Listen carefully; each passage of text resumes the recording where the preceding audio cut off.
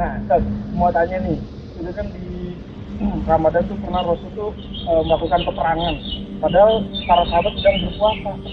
Nah, itu gimana sih, Ustaz?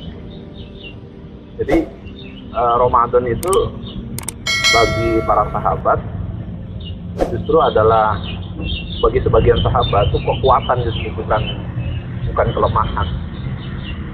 Karenanya ada sebagian sahabat yang dalam perjalanan perang, di perang Badar itu ada sebagian yang membatalkan puasanya karena cuaca yang begitu panas, perjalanan yang cukup jauh, jumlah kaum muslimin yang lebih sedikit dibandingkan orang-orang kafir.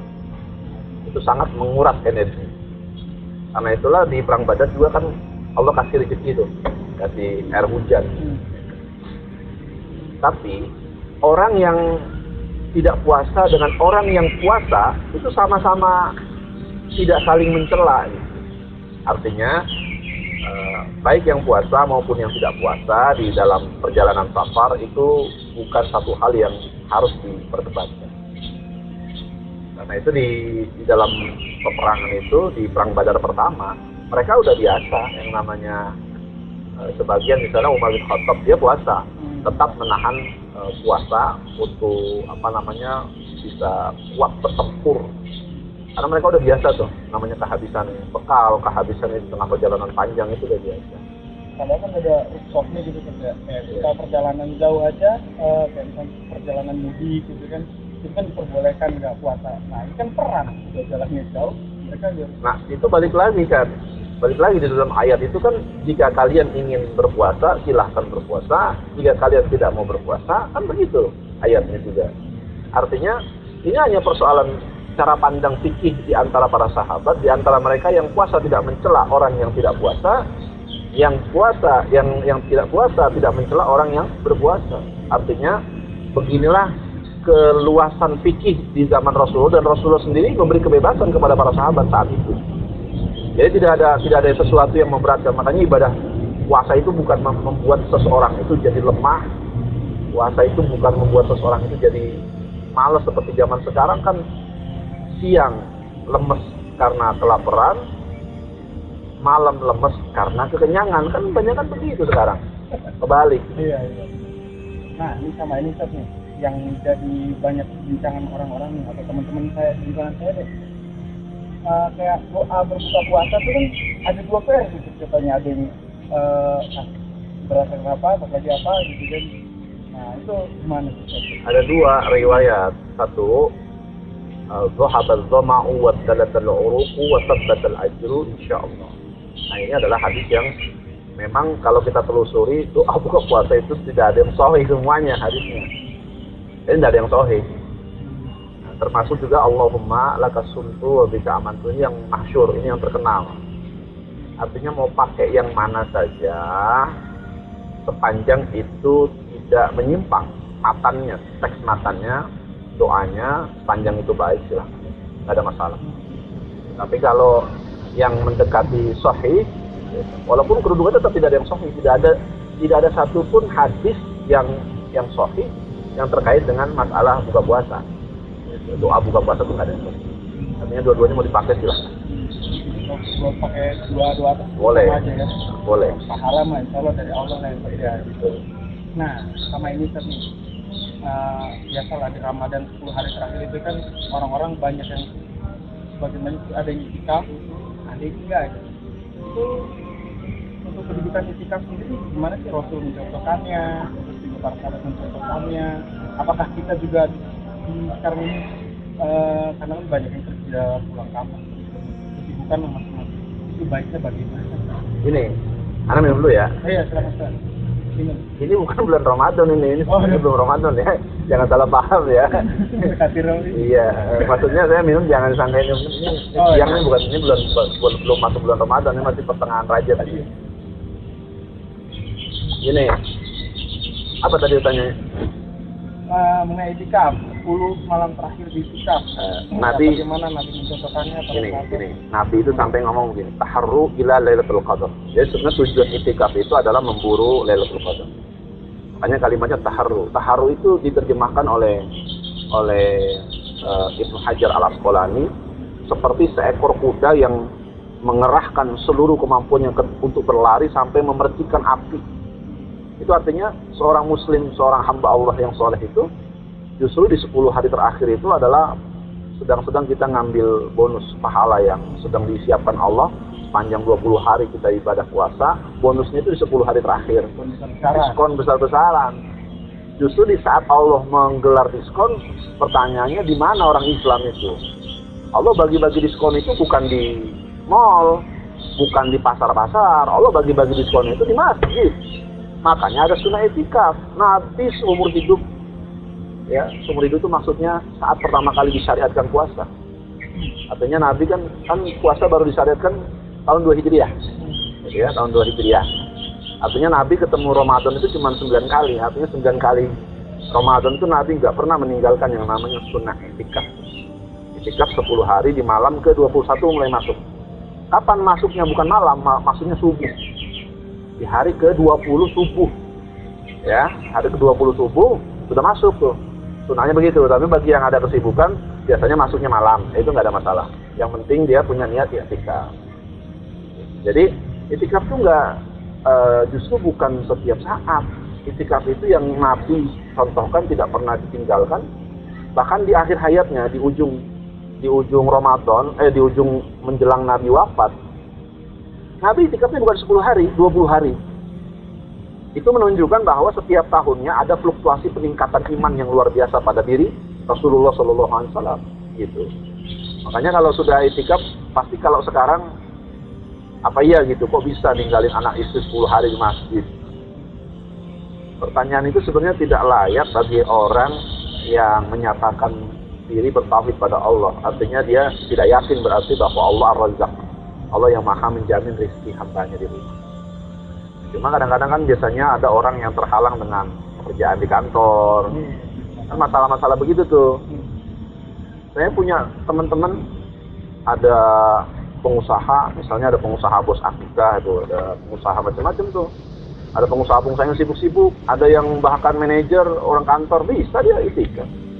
Cuma niat begitu. Bahkan kemarin ada yang guru sekolah 2 bulan istrinya sudah disuruh nyiapin belanja tuh. Nyiapin belanja buat keperluan Ramadan, keperluan lebaran. Nanti 10 hari terakhir saya udah pasang cuti di kantornya. Semua niat gitu. Kalau niat pasti sukses, pasti bisa ngejalanin itu semuanya. Tapi tentu bagi yang baru bisanya hanya malam, kita tidak boleh merendahkan, mencela. Ya, karena Nabi juga tidak mengajarkan untuk mencela orang yang punya kemampuan itikafnya di malam hari, nggak ada masalah. Nggak ada masalah. Tapi tentu mestinya setiap tahun ada peningkatan. Kalau tahun ini cuma malam, maka besok diniatkan minimal 5 hari lah, gitu loh. 5 hari, tahun depannya lagi diniatkan lagi, mudah-mudahan bisa 10 hari. Nanti kalau orang sudah merasakan itikaf 10 hari tidak bersentuhan dengan dunia luar, wah itu kita akan rasakan betapa nikmatnya luar biasa itu. Misalnya kita masuk hari ke-7 di masjid, jajal keluar masjid sehari itu, hati itu udah kerasa keruh lagi itu. Kenapa? Karena udah nikmat di masjid gitu. Makanya orang butuh itikaf pun maksudnya adalah uzlah itu menyendiri. Orang hidup kan kadang-kadang perlu adanya, apalagi bagi laki-laki ya, perlu ada penyendirian untuk merenungi keadaan dirinya, muhasabah, mohon ampun, kan perlu begitu-begitu tuh. Ya mas ya. Oke, berarti boleh ada itikaf itu sebagai peningkatan keimanan kita ya. Betul. Walaupun baru 5 hari, silakan dicoba dulu 5 hari, nanti tahun berikutnya mungkin banyak lagi. Saya udah itikaf kan? Insya Allah udah 3 tahun terakhir ini. Alhamdulillah. Nah, yang mau saya tanya lagi nih, pertanyaan ente nanya. Iya, apa kali ya, kakak. Nah, kita udah itikaf, nih kan. Besok menjelang hari raya Idul Fitri. Nah, apa aja nih yang perlu dipersiapkan sebagai seorang muslim dan muslimah itu untuk menghadapi hari raya Idul Fitri? Ya, coba gimana saja. Satu Syawal itu, Syawal sebenarnya setiap nama-nama bulan di dalam Islam itu punya makna-makna tersendiri. Salah satunya adalah Syawal. Syawal itu kenapa disebut Syawal? Karena dia biasanya Syawal itu diidentikan dengan bulan di mana para unta itu pada hamil. Gitu ya. Makanya ada istilah ikan apa namanya ada Sair orang Betawi apa? Ikan bawal di Ikan bawal diasinin bulan Syawal di Syawal, Iya. Ada yang di sini yang mau kawin bulan Ada. Syawal, ada ya. Iya. Banyak. Jadi maksudnya gini, bulan Syawal itu adalah bulan di mana orang-orang Arab itu biasa melihat para unta itu pada hamil. Artinya memang di bulan itulah yang paling cocok untuk menikah. Salah satunya adalah Aisyah sendiri pernah ditanya kapan engkau menikah, Aisyah jawab bulan Syawal. Itu satu. Yang kedua, makna Syawal yang lain adalah meningkat. Jadi sesuatu yang sudah dididik, dilatih oleh Allah di bulan Ramadan, mestinya di Syawal itu dia ada semacam konsistensi. Kalau sama tidak mungkin. Artinya kalau orang Ramadan punya kemampuan sholat tahajud luar biasa, baca Quran luar biasa, begitu Syawal ya memang sama tidak mungkin. Setidaknya ada peningkatan dari sebelum dia masuk Ramadan. Gitu. Tapi kalau sama dengan Ramadan nggak mungkin. Karena Ramadan itu memang bulan orang di mana orang sedang panen, orang digelar pahala sebegitu besar, orang punya semangat, spirit yang luar biasa untuk melaksanakan ibadah di bulan Ramadan. Setidaknya begitu masuk bulan Sya'ban, amalan dia sekian, begitu masuk bulan Syawal setelah pendidikan di bulan Ramadan, dia ada peningkatan yang luar biasa.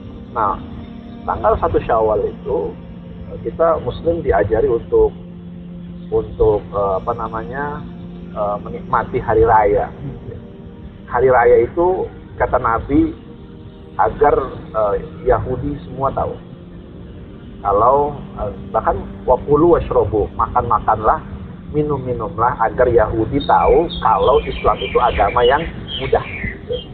Karena dulu Bani Israel susah, menjalankan agamanya itu susah. Misalnya mereka mau tobat, orang Bani Israel itu kalau mau tobat bunuh diri, gitu. Jadi kalau dia berbuat dosa besar, tidak ada hukuman yang lain kecuali mati. Nah begitu syariat Nabi Muhammad hadir, justru Nabi ingin menunjukkan kepada Yahudi bahwa agama Islam itu agama yang ringan, mudah. Buktinya apa? Di hari raya orang Islam diajarkan untuk makan-makan, minum, jangan puasa. Itu hari tasrik, nggak boleh, haram.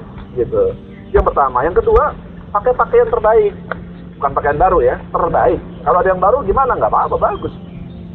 Ya, kemudian sunnahnya adalah kalau hari raya Idul Fitri, sunnahnya sebelum berangkat ke tanah lapang ya, atau ke melaksanakan sholat Idul Fitri, sunnahnya tentu makan kurma, itu untuk yang manis-manis, untuk membatalkan puasanya. Karena kalau Idul Fitri nggak boleh puasa.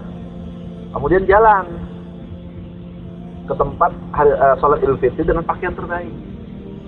Ini kadang-kadang kebiasaan di masyarakat kebalik. Sholat Idul Fitri pakaiannya lusuh, begitu selesai Idul Fitri ganti pakaian baru, kan lucu. Nah ini yang nggak boleh ada gitu. Harusnya waktu Idul Fitri sholat pakai yang terbaik kata Rasulullah. Nanti selepas sholat Idul Fitri mau pakaian biasa-biasa nggak ada masalah. Ini yang terbaik ya, bukan mesti baru. Kalau ada yang baru bagaimana, nggak apa-apa. Silakan aja. Karena itu adalah hari di mana orang itu bersenang-senang. Hari di mana orang itu saling bersukacita. Ada yang minta maaf misalnya, saling memaafkan, saling meminta maaf, boleh nggak? Ya nggak ada masalah. Tapi boya kita mesti sebagai muslim membiasakan meminta maaf kepada saudara kapan saja. Tidak harus hari raya 1 Syawal itu, kapan saja. Nah kemudian satu hal lagi, kenapa kok orang kebiasaan di masyarakat saling bermaafan, saling silaturahim di hari raya Idul Fitri? Apakah itu ada sunnahnya? Kalau sunnahnya sih nggak ada. Cuma memang itu orang pada libur gitu. Orang pada libur, orang kalau libur ya mengisinya kan tentu dengan hal-hal yang baik. Salah satunya adalah silaturahimnya, nggak ada masalah.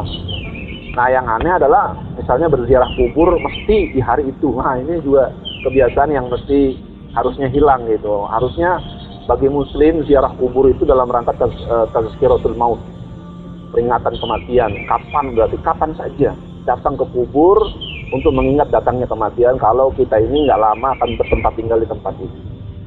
Gitu mas. Oh, tahun ini lebih siap lagi menghadapi Syawal nih, meningkatkan keimanan lagi. Makasih banyak nih Pak. Ya, sama-sama. Assalamualaikum warahmatullahi wabarakatuh.